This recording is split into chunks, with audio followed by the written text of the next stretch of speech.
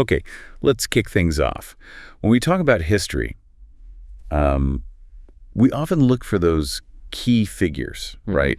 The ones who really shaped a nation. Yeah, the founding fathers, the first kings, people like that. Like in the U.S., everyone knows Washington, Jefferson. Exactly. They're central to the national story.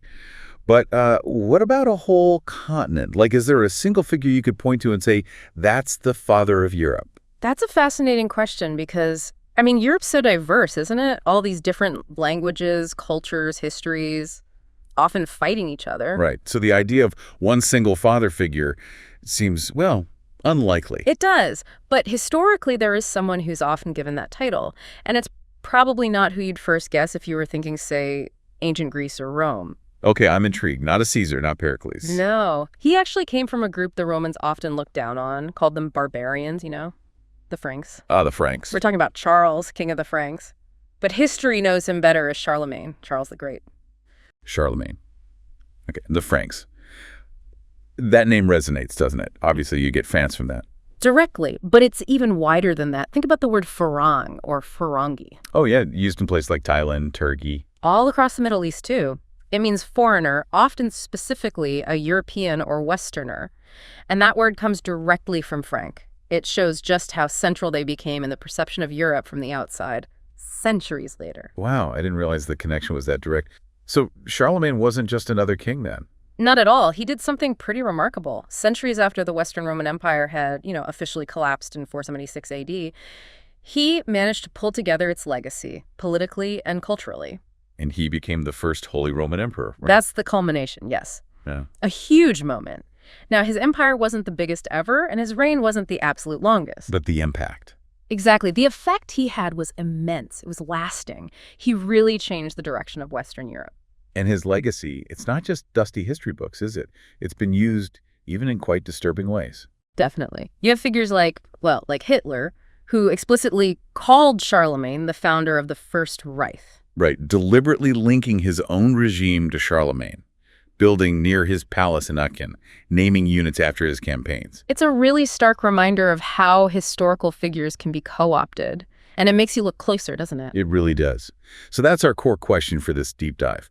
How did this leader from a group seen as barbarian by the Romans rise to become this legendary figure, seen almost like a Caesar, an Augustus? How did he become the father of France, Germany, maybe even Europe as a whole? What was it about him, his actions, his world that made him so foundational? That's what we want to unpack. We're going to dig into the sources you've brought, explore his story, his world, and try to understand that enduring, complex impact. Sounds like a plan. And to really get it, we need to start with the world he stepped into, the chaos before Charlemagne. Okay, so let's set the scene. We're talking about that murky period, transition from late antiquity to the early Middle Ages. Right. The Western Roman Empire, that huge, powerful entity that had dominated for centuries, it officially ended in the West in 476 AD.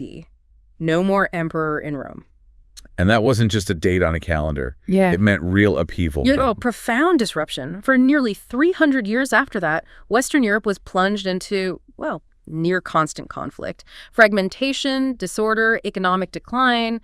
The old Roman order just dissolved. So all the things the empire used to handle, government, schools, roads, laws. Gone or scattered. Central authority vanished. Trade dried up. Literacy plummeted outside of, say, monasteries. Power fell into local hands. Warlords, strongmen. And crucially, local bishops often became really important figures, didn't they? Very much so. With secular power gone, they stepped into the void. They provided stability, administration, sometimes even justice. They were the remaining educated class in many places. So in the midst of all this chaos, where does the Pope in Rome fit in? It was a tough position. The Pope saw himself as the heir to St. Peter, the head of the church, but he's stuck in Italy, which is just as chaotic as anywhere else. And facing threats. Big time. Especially from the Lombards, a Germanic tribe that had moved into northern Italy and were constantly pushing south, threatening Rome itself. Couldn't he look to the Eastern Roman Empire, Byzantium, for help? They were still going strong, weren't they? They were in Constantinople, but the relationship was complicated. Byzantium was far away. They had their own problems fighting Persians, then the Islamic caliphates. So helping the Pope wasn't always their top priority. Exactly. When they did intervene in Italy, they mostly focused on protecting their own territories in the south. Rome and the Pope often felt left out, vulnerable. He needed a protector closer to home. And this is where the Germanic tribes come back into the picture. Precisely. These groups, originally from Northern and Central Europe, had been moving into the weakening Roman Empire for centuries, sometimes migrating peacefully, sometimes fighting their way in. Like the Lombards you mentioned, the Goths in Spain. Vandals in North Africa, Angles and Saxons in Britain, and importantly for us, the Franks north of the Alps. They established their own kingdoms on former Roman soil. What was the Roman view of these tribes initially? Just barbarians? Largely, yes. Uncivilized outsiders.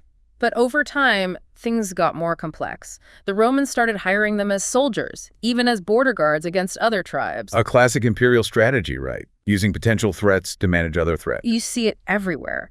Persia did it with Central Asian groups, China with nomads on their borders. It's pragmatic. So among these groups, the Franks started to become particularly powerful. Yes, north of the Alps, in the area of modern France, Belgium, Netherlands, Western Germany, they were consistently expanding, fighting their neighbors, pushing their borders down towards the Pyrenees, east towards the Danube. And they took a crucial step that set them apart religiously. They did. Their elite, starting perhaps with King Clovis around 500 AD, converted to the form of Christianity practiced by Rome Nicene Christianity, unlike some other tribes who initially adopted Arianism, which Rome considered heretical. So that gave them a direct link to the Pope. An ideological connection, yes. It aligned them with the surviving Roman church structures and intellectual tradition.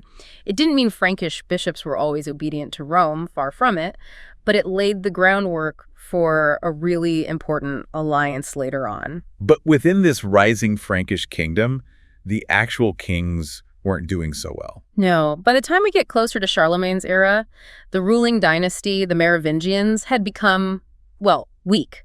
They're famously known as the Rosfinians, the do-nothing kings. Do-nothing kings. Seriously. Seriously. They had the title, the lineage, symbolized by their traditionally long hair, a sign of their sacred status.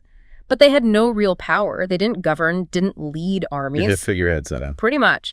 Paraded out for ceremonies, but the actual levers of power, the day-to-day running of the kingdom, military command controlling lands and money, that had shifted. Shifted to whom? To the chief minister of the court, an official called the mayor of the palace. Think of it like a powerful prime minister or maybe a shogun in Japan later on. And this position, mayor of the palace, it wasn't just appointed. Crucially, no. It became hereditary within one particularly powerful family, the Carolingians. Ah, Charlemagne's family name. Exactly. So generation after generation, this family accumulated immense wealth, land, and the loyalty of warriors. They controlled the kingdom's resources and military, completely overshadowing the Merovingian kings. So you can see the seeds of feudalism here, can't you? Powerful local lords holding land and military might, almost independent of the central king. You absolutely can. The de facto power of these great landowners was growing, and the Carolingian mayors of the palace were the most powerful of them all. This structure with powerful regional figures is definitely an early stage of what we think of as feudalism. And the mayor of the palace who really sets the stage for Charlemagne is his father, right? Pepin the Short. He inherited this incredibly powerful position. He ran the country, led the army. The Merovingian king just sat there. But Pepin wasn't satisfied with just having the power. He wanted the title. The crown. He did. But overthrowing a dynasty that had ruled for centuries, believed to have a kind of sacred legitimacy, you couldn't just do that by force alone. You needed justification, powerful justification. Which is where the Pope comes back in. Precisely. This is where the needs of the ambitious Carolingians and the desperate Pope perfectly aligned. Pope Stephen II, as we said, was under the thumb of the Lombards. Byzantium wasn't helping effectively. He needed a strong military ally, fast. And he looked across the Alps to Pepin. He did. He saw the Franks as this rising power, effectively led by Pepin. So the Pope sent a delegation. It wasn't just asking for help. It was proposing an alliance, offering spiritual backing. Saying what? God's on your side. Essentially, yes. Okay. And he sent incredibly powerful symbols to reinforce it. Relics linked to St. Peter himself, the key of heaven, symbolizing papal authority, and supposedly a ring from Peter's chains. Wow. Not just diplomatic niceties then. These were tangible signs of divine favor. Absolutely. It was a signal. I, the Pope, recognize your potential and offer you my highest blessing. So it was a classic quid pro quo shaping up. The Pope needs a protector. Pepin needs legitimacy to become king. Exactly. The Pope needed boots on the ground in Italy. Pepin needed the ultimate religious seal of approval to make his move. So how did Pepin play it? Did he just march in and take the crown? No, he was smarter than that. He used the Pope's authority. He sent a carefully phrased question back to Pope Stephen, essentially asking, who should be king? The person with the title but no power, or the person with all the power but no title? Putting the Pope on the spot, asking for a ruling. A masterstroke, really. Framing his ambition as a matter of right order, of justice. And the Pope gave him exactly the answer he wanted. Which was? That it was not right for power and title to be separated. The Pope declared that the one who actually held the power, who defended the realm and the church, should be the king. Effectively deposing the Merovingian king with papal authority. It invalidated the old dynasty's claim and gave Pepin the green light. It was a revolutionary moment, the Pope sanctioning the overthrow of a legitimate royal line. So with that backing, Pepin acted. He did. He invited Pope Stephen II to travel north across the Alps into Francia. This was unprecedented, the first time a pope had ever made that journey. A huge deal in itself. Massive. And there, in Francia, the Pope performed an ancient ritual anointing Pepin with holy oil, like the prophets anointing kings in the Bible. This conferred sacred legitimacy onto Pepin. He was now king of the Franks, chosen by God, sanctioned by the Pope. And did he deliver on his side of the bargain? Help the Pope? He did. He led his Frankish armies down into Italy, decisively defeated the Lombards, and took territory from them. And then came another crucial step. The donation of Pepin. Exactly. He donated a large swath of this conquered Lombard land directly to the Pope. This created the Papal States, giving the Pope temporal political rule over a significant territory in central Italy. So the Pope became a secular ruler, a prince, as well as head of the church. Yes, and that situation lasted for over 1,000 years. It fundamentally changed the papacy. Pepin also fought the Muslim rulers in Spain, south of the Pyrenees, pushing them back and further boosting his image as a great Christian king. So Pepin really transformed the Frankish kingdom and its relationship with Rome. He absolutely did. After about 17 years as king, he died, leaving this newly legitimized, militarily strong, papally backed kingdom to his son, Charles, who the world would come to know as Charlemagne, Charles the Great. The stage was perfectly set. So Charles, soon to be Charlemagne, inherits this much stronger, more legitimate kingdom. But he wasn't just going to sit back and enjoy it, was he? Not his style at all. Unlike so many rulers, he seems to have had both this incredible energy, this drive for action, and a genuine long-term vision. He wasn't just thinking about the next battle. And he had the means to act. A powerful army. A very capable army, yes. Built on the Frankish warrior tradition, but increasingly well-organized and funded by the growing resources of his kingdom. He could mount campaigns on a scale Western Europe hadn't really seen since the peak of the Roman Empire. We're talking serious logistics, sustained efforts over huge distances. And his goals weren't just about grabbing land, were they? There was a strong religious element. Absolutely central. His conquests, especially towards the east, were explicitly framed as expanding Christendom. He saw himself as a Christian warrior king, bringing pagan peoples into the fold, often by force. So where did he focus his military efforts? He was almost constantly at war throughout his long reign, something like 46 years. The main thrust was eastward into what's now Germany and Central Europe, but also south into Italy and southwest into Spain. So major campaigns against who? The Saxons in northern Germany, those wars were incredibly long and brutal, spanning decades. He finally subdued the Lombards in Italy, taking their crown for himself and securing Frankish control there, and he smashed the power of the Avars in the east. The Avars? They were a big deal, weren't they? Known for raiding. Hugely powerful nomadic group based around modern Hungary. They'd been raiding Byzantium and Western Europe for ages, hoarding immense amounts of treasure in their fortified camps, their rings. And Charlemagne took them down. Completely crushed them and captured their legendary treasure hoard. This Avar gold and silver was a massive windfall for the Frankish kingdom. So conquest literally paid for itself and then some. It really did. That wealth helped fund his constant campaigning, paid his officials, and crucially allowed him to build places like his capital, Aachen. Aachen became a major center. His favorite residence, yeah. He poured resources into it, building palaces, churches, trying to make it a worthy capital, maybe even comparable in its own way to Constantinople or the Abbasid capital, Baghdad. The success in war directly fueled the development of his kingdom. Yeah, that connection is really clear. And his conquests, especially against the Saxons, show that link between military power and religious agenda very starkly. Those Saxon wars. They were fought in the Rhineland area, right? A place that's seen so much conflict since. Tragically, yes. That whole region became a contested borderland for centuries. 30 Years' War, Napoleon, Franco-Prussian War, World Wars. Charlemagne's campaigns there were just the beginning of a long, bloody history. And his methods were direct. To put it mildly, the sources talk explicitly about Christianization by the force of the sword. There were laws imposing Christianity, banning pagan practices like sacrifices on pain of death. And that infamous massacre. At Verdun in 782, the accounts say he had 4,500 surrendered Saxon warriors executed because they refused baptism after a rebellion. It's a chilling moment. It's hard to square that with the image of a great Christian king. It is, by our standards. We have to understand his context, perhaps. Some historians suggest he saw himself in the mold of Old Testament figures like King David, fighting God's enemies, the pagans, the forces of the devil as he might have seen them.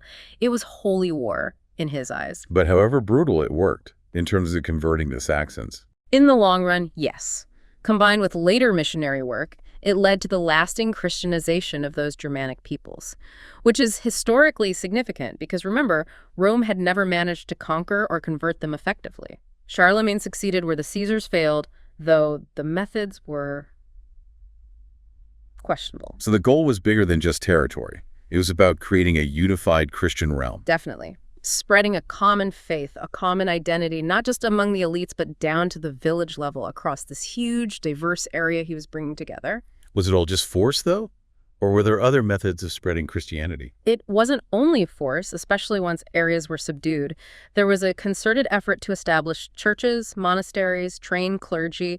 They produced standardized sermons, catechisms, basic instructional booklets in Latin, sometimes even translated. To teach people the basics. Yeah, providing Christian answers for life's big questions: birth, death, marriage, sickness, how to conduct business fairly, integrating the faith into the fabric of everyday life. So it was a two-pronged approach: break resistance, then build the church. Okay, so he conquers vast territories, imposes Christianity. Yeah. But how did he actually govern all this? Winning wars is one thing, running an empire is another. That's a crucial point. And his lasting impact definitely lies in administration and culture, not just conquest. Though, let's be clear, his administrative system wasn't like the sophisticated bureaucracies of Byzantium or the Abbasid Caliphate. How so? What were they doing differently? Well, the Byzantines had inherited the whole Roman administrative machine: complex legal codes, trained civil servants, systematic taxation. The Abbasids drew on centuries of Persian administrative expertise, very efficient, centralized systems. Charlemagne's was different. Centralized. Much less.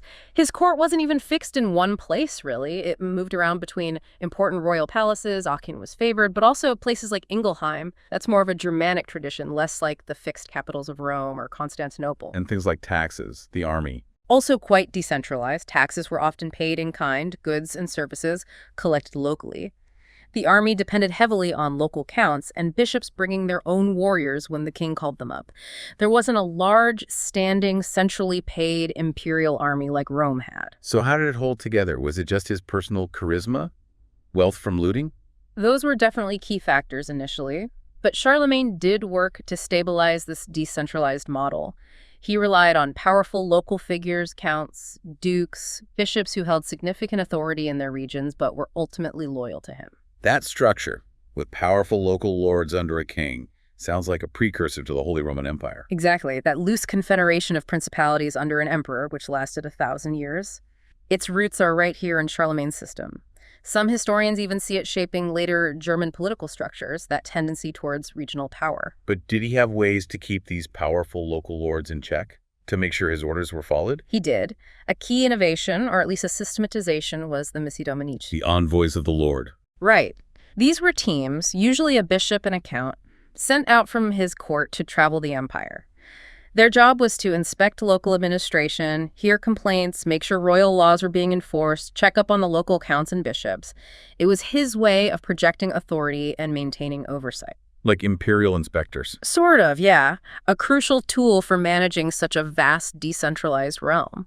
He also held these large assemblies, big councils. Like the Frankfurt Council you mentioned. Yeah, in 794, these brought together the most important people Bishops, abbots, powerful noble, they weren't just church meetings. What do they discuss? All sorts of things. Royal decrees were issued, Mhm. church matters like diocese boundaries or clergy conduct were settled, but also secular administration, things like trying to standardize weights and measures across the empire. Why was that important? Made trade easier, administration more consistent.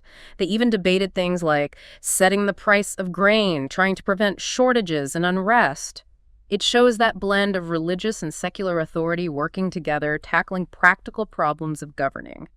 And that leads us to another huge area of his legacy, something so important it gets its own name, the Carolingian Renaissance. Renaissance meaning rebirth. A rebirth of what? Of learning, of culture, particularly of Latin literacy. After Rome fell, formal education had really declined. Fewer people could read and write, and the quality of Latin itself had slipped, becoming fragmented across different regions. And Charlemagne saw this as a problem. He and his advisors definitely did. Their main concern was very practical, actually. Not just learning for learning's sake. Not primarily at first. The big issue was the clergy monks, priests. If they couldn't read Latin well, how could they properly understand the Bible, the church fathers, the liturgy? You'd get errors in teaching, inconsistencies in worship. That was seen as dangerous. It's interesting, though. Didn't Charlemagne himself struggle with reading and writing? That's what his biographer Einhard says. Apparently, he tried to learn late in life, kept wax tablets under his pillow to practice, but never quite mastered writing. But he still pushed for education. Massively. He clearly valued learning, even if he found it hard himself. He actively recruited scholars from all over Europe, Ireland, England, Italy, Spain, bringing them to his court at Aachen. He created an environment where intellectual activity was encouraged and supported. And the key figure here was Alcuin. Alcuin of York, yes. An Anglo-Saxon scholar from England, which had preserved classical learning better than much of the continent. He became Charlemagne's chief advisor on education and church reform. What was Alcuin's focus? He really emphasized the traditional liberal arts as essential for improving the clergy and, through them, the whole society. The 7 liberal arts. Yeah. That's grammar, rhetoric, logic. The trivium, yes. Tools for thinking and communication. And then the quadrivium. Arithmetic, geometry, astronomy, music, ways of understanding the created world, God's order. Alcuin argued these were vital for understanding scripture correctly. And a big part of this Renaissance was standardizing things. Yeah. Like Latin. Huge part. Before this, Latin spelling, grammar, even script varied wildly. Alcuin and his team worked to create a clearer, more uniform standard. This made texts understandable across the whole empire. And they improved writing itself, didn't they? Little things we take for granted. Absolutely. The script developed in their time, Carolingian minuscule, is the basis for our modern lowercase letters. They introduced things like putting spaces between words consistently. No spaces before. That sounds awful to read. It was. They also started using capital letters at the beginning of sentences and developed early forms of punctuation, like the ancestor of our question mark. All things that made texts vastly easier to read and copy accurately. A quiet revolution in communication. Definitely. And another massive project was standardizing the Bible. How so? Weren't Bibles already around? Yes, but in many different versions, scattered manuscripts, often full of errors from centuries of copying. Alcuin supervised the massive task of collecting, comparing, correcting manuscripts, and producing a more reliable, standardized Latin Bible, based mainly on Jerome's Vulgate. So bringing it all together in one authoritative volume. Exactly. Think about it like, imagine today if all the essential information you needed was scattered across thousands of different, slightly corrupted files. This project was like creating the definitive, clean, organized master file, the whole of Christian scripture, as they understood it, made accessible and reliable for the clergy. One source compared it to having all knowledge consolidated, like on an iPhone today. A user-friendly package. That's a great analogy. So the Carolingian Renaissance wasn't necessarily about groundbreaking new philosophy, but about preserving, organizing, and standardizing existing knowledge. That's a good way to put it. It recovered lost texts, improved literacy, standardized religious practice through clearer texts, and created the infrastructure monasteries as centers of learning and copying that preserved knowledge through the Middle Ages, and laid the groundwork for later intellectual flowerings. Hugely important foundational work. Okay, so Charlemagne has conquered vast lands, he's reforming administration, he's fostering this cultural revival. What's the next logical step for someone this powerful? Well, there was one title, one symbol of ultimate authority in the West that had been effectively empty for over 300 years. Roman Emperor. Since 476 AD, when the last Western emperor was kicked out. Right. Now, the emperors in Constantinople, the Byzantines, saw themselves as the only Roman emperors. And technically, they were the direct continuation. But the Pope in Rome had never really accepted their authority as supreme in the West. There was a power vacuum, symbolically speaking. And a political opportunity arose around this time, in Byzantium. It did. In the late 790s, the Byzantine throne was held by Empress Irene. She had actually blinded and deposed her own son to rule alone. Wow. Okay. Yeah. And for some in the West, the idea of a woman holding the imperial title was problematic. Unacceptable, even. It weakened the Byzantine claim in their eyes, opened a door. And at the same time, the Pope was in trouble. Pope Leo III, yes. He was facing serious opposition in Rome itself, accusations, conspiracies. He was even physically attacked by his enemies. He had to flee the city. And where did he flee? To the most powerful man in the West, of course. He went north to seek protection from Charlemagne. So the Pope needed Charlemagne's help to stay in power. Desperately. Charlemagne escorted him back to Rome, held a council to clear the Pope's name, basically restored him to authority. This really showed who held the real power in the West. Setting the stage for something big. Absolutely. Christmas Day, 800 AD, St. Peter's Basilica in Rome. The coronation. Tell us about it. Charlemagne is kneeling in prayer during the Christmas Mass. Apparently, he was dressed in Roman-style tunic, cloak, sandals, not his usual Frankish clothes. As he kneels, Pope Leo III steps forward and places a crown on his head. Just like that. And immediately, the people in the church, likely prompted, shout out the ancient imperial acclamation. To Charles Augustus, crowned by God, great and peaceful emperor of the Romans, life and victory. Augustus, the title of the first Roman emperor. That's huge. Was Charlemagne surprised? His biographer suggests he was. Einhard does paint it that way, yeah.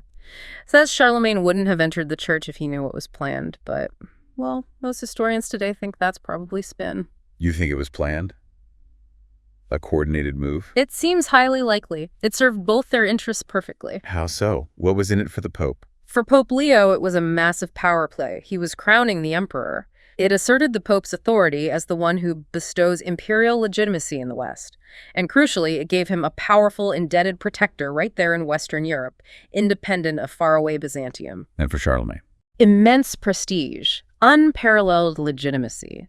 It linked his Frankish kingdom directly to the glory and authority of ancient Rome. It retroactively justified his conquests. He wasn't just king in the Franks anymore, he was emperor, the secular leader of Western Christendom. A successor to the Caesars. In title, yes, even if his empire looked very different. And for Europe, it marked the symbolic rebirth of a Western empire, distinct from the East. It created this dual authority structure, Pope and Emperor, that would define European politics for the next 1,000 years, often contentiously. How did the Byzantines react? They must have been furious. Oh, they were livid. Saw it as utter usurpation by a barbarian. They were the real Roman Empire. But pragmatically, Charlemagne was too powerful to ignore. Eventually, they had to acknowledge him, usually calling him Emperor of the Franks to avoid giving him the full Roman title. But they recognized his imperial status. The reality on the ground had shifted. It's important to remember, too, that Charlemagne wasn't operating in a vacuum, right? His empire, while huge for Western Europe, existed alongside other major world powers. Absolutely critical context. To the east, you still had the formidable Byzantine Empire, the direct heir of Rome, culturally sophisticated, administratively advanced. And further east. The massive Abbasid Caliphate, centered in Baghdad. This was the golden age of Islam. Incredible wealth, scientific advancement, intellectual ferment, a powerhouse. And way over in the Far East, the Tang dynasty in China was also a major civilization. Charlemagne's Europe was, in some ways, still catching up. So how did he interact with these other giants? Byzantium, we know, was complicated. Yeah, rivalry over the title, but also diplomacy. They exchanged embassies. The Byzantine emperor even sent gifts acknowledging Charlemagne's status eventually. A grudging respect, perhaps? What about the Abbasids? That seems like an even bigger cultural and geographical gap. It was, but the relationship was surprisingly significant. Charlemagne developed diplomatic ties with the legendary Caliph Harun al-Rashid. The Harun al-Rashid from the Arabian Nights. The very same. Despite the distance, they seem to have had mutual respect and a shared strategic interest. Their common enemy was the Umayyad Caliphate, based in Spain, in Cordoba. The Umayyads were rivals to the Abbasids. They were the dynasty the Abbasids had overthrown in the east. So anything that weakened the Umayyads was good for both Charlemagne and Harun al-Rashid. Ah, the enemy of my enemy. Pretty much. And this connection is shown by the famous gifts Harun sent to Charlemagne. Right, the elephant. Abu Abbas, the elephant. Imagine seeing an elephant in 9th century Aachen. It must have been mind-blowing. Apparently the first one seen in Europe since Hannibal. Wasn't there a clock, too? An amazing mechanical water clock. It had 12 little knights that emerged from doors to strike the hour. It showcased Abbasid technology, which was far ahead of Europe at the time. These gifts were serious diplomatic statements. Did this alliance lead to anything concrete? It likely encouraged Charlemagne's campaigns south of the Pyrenees against the Umayyads. He captured Barcelona, established a foothold in Spain that definitely put pressure on the Abbasids' rival. And there was something about Jerusalem, too. Yes, remarkably. Charlemagne actually requested, and Harun al-Rashid granted, permission for Franks to perhaps build or renovate Christian facilities, churches, hospices in Jerusalem, which was under Abbasid rule. Wow. A Christian emperor getting permission from a Muslim caliph to operate in Jerusalem? It shows an extraordinary level of cooperation and respect for the time. So yeah, Charlemagne was definitely a player on the world stage, not just a European figure. So he builds this huge empire, gets crowned emperor, engages with world powers. But the unified empire itself didn't last long after him, did it? No, it didn't. Charlemagne died in 814, and while his legacy was immense, the political unity of his empire proved fragile. Why was that? Did it just fall apart? It was mainly down to Frankish inheritance customs. Unlike the Roman tradition of a single, indivisible empire passed to one heir, the Franks traditionally divided territory among a ruler's sons. So Charlemagne intended for his empire to be split. It seems so. Although only one legitimate son, Louis the Pious, outlived him to inherit the whole thing initially, Louis himself planned to divide it among his sons. This led to infighting, civil wars between Charlemagne's grandsons. And that resulted in a formal split. Yes. The Treaty of Verdun in 843, it officially carved up the empire. Charles the Bald got West Francia, Louis the German got East Francia, and Lothair got the bit in the Middle Francia, which included Italy and the imperial title. And those divisions became foundational. Incredibly so. West Francia evolved over time into the Kingdom of France. East Francia became the core of Germany and the later Holy Roman Empire. So the map of modern Western Europe starts to take shape right here from the breakup of Charlemagne's empire. But even though the empire itself split, his legacy endured in other ways. Oh, profoundly. Culturally, he cemented that blend we talked about, Roman traditions, Christian faith, Germanic customs that became the hallmark of Western Europe. And the Carolingian Renaissance, the focus on Latin. That had lasting effects. Standardized Latin remained the language of scholarship, church, and administration for centuries, creating a shared intellectual world across different kingdoms. You also mentioned his name became the word for king in some languages. Yeah, in many Slavic languages, particularly Kral, Koral, they all derive from Karl, his name, it shows how far his reputation for power spread. And the Christian identity he pushed so hard. That became deeply embedded in Western European identity. Even controversial aspects like his court's efforts to acquire important holy relics, sometimes by dubious means, frankly, from places like Rome. Why acquire relics? Prestige, sanctity. Bringing the physical remnants of saints into your churches was believed to bring divine favor, enhance the legitimacy and spiritual power of your kingdom. Charlemagne's new capital at Aachen became a major center for relics. It's interesting, too, that pattern of a powerful family rising within an existing system and eventually taking over. The Carolingians replacing the Merovingians, yeah. You see similar dynamics elsewhere. Think of powerful Turkic military leaders eventually taking control from weakened caliphs or sultans in the Islamic world. It's a recurring historical pattern. It's amazing how Charlemagne, ruling so long ago, still echoes today. You mentioned his use as a symbol after World War II. Yes, quite deliberately, especially in the reconciliation efforts between France and Germany.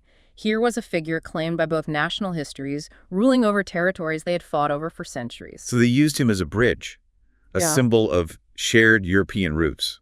Exactly, which led directly to the founding of the Charlemagne Prize in 1950. Awarded in Aachen, his capital. Right, given to people who promote European unity and peace. Which brings us back to that irony, doesn't it? A peace prize named after a man who built his empire through relentless, often brutal, warfare and forced conversion. It's a stark paradox. Yeah. It really forces you to grapple with the complexity of history. He was a conqueror, yes, But his actions also laid foundations administrative, legal, cultural, religious that shaped a common European identity, the very thing the prize now celebrates. He's both warrior and somehow unifier. And other leaders looked back to him too, right? Like Napoleon. Oh, absolutely. Napoleon was doubly conscious of Charlemagne's legacy. At his own coronation as emperor in 1804, he famously took the crown from the Pope and put it on his own head. A gesture often seen as snubbing the Pope. Yes, asserting secular power over religious. But it was also a direct reference back to Charlemagne's coronation. Napoleon was consciously positioning himself as the successor to that imperial tradition in Western Europe, a new Charlemagne for a new era. So wrapping this up, Charlemagne was clearly much more than just a successful warlord. Absolutely. He was an administrator trying to impose order, a patron driving a cultural revival, a fervent Christianizer shaping the religious map, a diplomat engaging with the wider world. He wove together these different threads, Roman, Christian, Germanic, into something new. And that's why he gets called the father of Europe, not just for the size of his empire, but for forging this cultural and political synthesis. I think that's the core of it. He established a framework, a set of institutions, a shared identity based on Latin Christianity, and fused Romano-Germanic traditions that profoundly shaped the subsequent development of Western Europe long after his empire physically fragmented. Which leaves us with a final thought, maybe something for you, our listeners, to mull over. How do we reconcile the violence and coercion inherent in Charlemagne's rise and rule with his undeniable role in laying the foundations for European culture, law, and even the modern ideal of unity? Does his story challenge how we think about progress or the price of state building? Considering everything we've dug into today, what aspect of Charlemagne's world or his legacy resonates most strongly with you now?